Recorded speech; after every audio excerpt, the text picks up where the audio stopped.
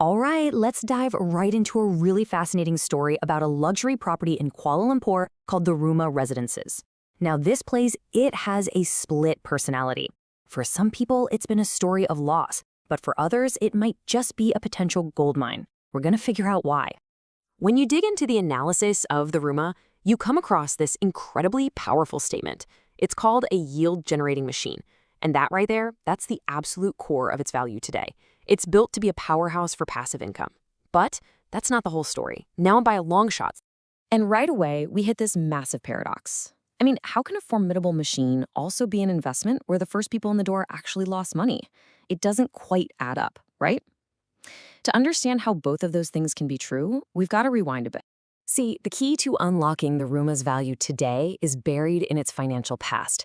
It really is a tale of two completely different price points, and that story tells you a ton about the luxury market in Kuala Lumpur. Okay, so picture this. When it first launched, the RuMa was the talk of the town. It was marketed as this super premium, top-of-the-line luxury product. And early investors, they jumped in at a price around 2,000 Malaysian ringgit per square foot. That was the peak, right? The initial promise of a high-growth, high-return investment. But fast forward to today, the reality on the ground is way different. The median price has dropped and dropped significantly, down to about 1,630 ringgit per square foot. That is a substantial haircut, and for anyone who bought at launch, that represents a pretty painful capital loss. So what on earth happened? Well, it was basically a perfect storm of three things. First off, you could argue that the launch price was just way too optimistic. Then, right after it was completed, the market got flooded with other luxury properties.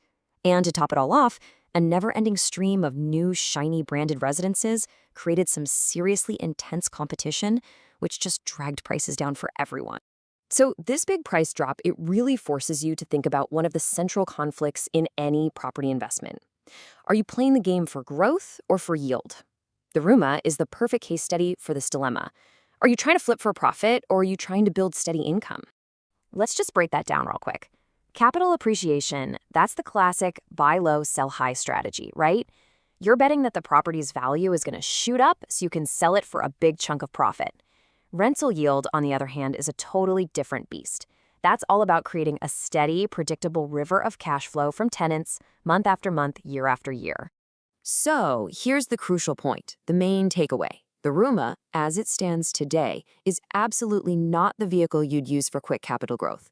Its entire design, its location, its management, the whole shebang is optimized for that other goal. And this is its superpower, an estimated annual rental yield of 5.5%. Now, to give you some perspective, the normal rate for other luxury spots in that area is more like 3, maybe 4%. This is what makes the RuMa that yield-generating machine we were talking about earlier. Okay, now let's talk about the location, because this is where things get really interesting and, frankly, a little weird. It is, at the same time, one of the best and one of the most frustrating places to live in all of Kuala Lumpur, and it all depends on one simple thing. Do you own a car? I mean, just look at this breakdown. It's totally night and day. The pros are incredible. You can walk to KLCC Park, Pavilion Mall, 2 different train lines, all in a few minutes. It is a walker's paradise. But the cons? They're just as extreme. That main road is infamous for its soul-crushing gridlock, which basically makes driving a car a practical impossibility during peak hours. So, given this very unique setup, a laser focus on rental yield, and a location that basically rewards walking and punishes driving, who is this property actually for? The answer to that question is everything when it comes to its success as a rental investment. The tenant profile here is incredibly specific. We're talking about expats, international corporate employees.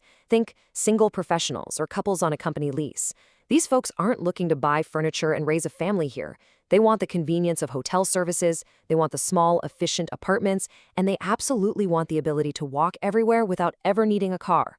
And the buyers? Well, they're savvy foreign investors who get this niche and just want a hassle-free rental machine. All right, so we've covered the price history, the investment strategy, the crazy location, and the ideal tenant. Let's put it all together and create a final scorecard for anyone looking at the RuMa today. Here it is, side by side. The pros are seriously compelling. That killer rental yield, a prime freehold spot in KLCC, unit sizes that are perfect for renting out, and that unbelievable walkability. But you have to look at the cons with eyes wide open. That history of price drops is a major red flag. The traffic is no joke. The competition is fierce. And don't forget, those high service charges for all the fancy amenities are going to take a bite out of your final net income. And that really brings us to the most important takeaway of this whole story. The narrative around the RuMa has completely flipped. If you bought at the peak, it was a growth gamble that didn't pay off. But for an investor walking in the door now, at this much lower price, it's a completely different animal. It's a stable, income-focused asset. And so, that's the question we leave you with. The RuMa really forces you to make a choice. There is no one-size-fits-all answer, but you absolutely have to know what you're buying into.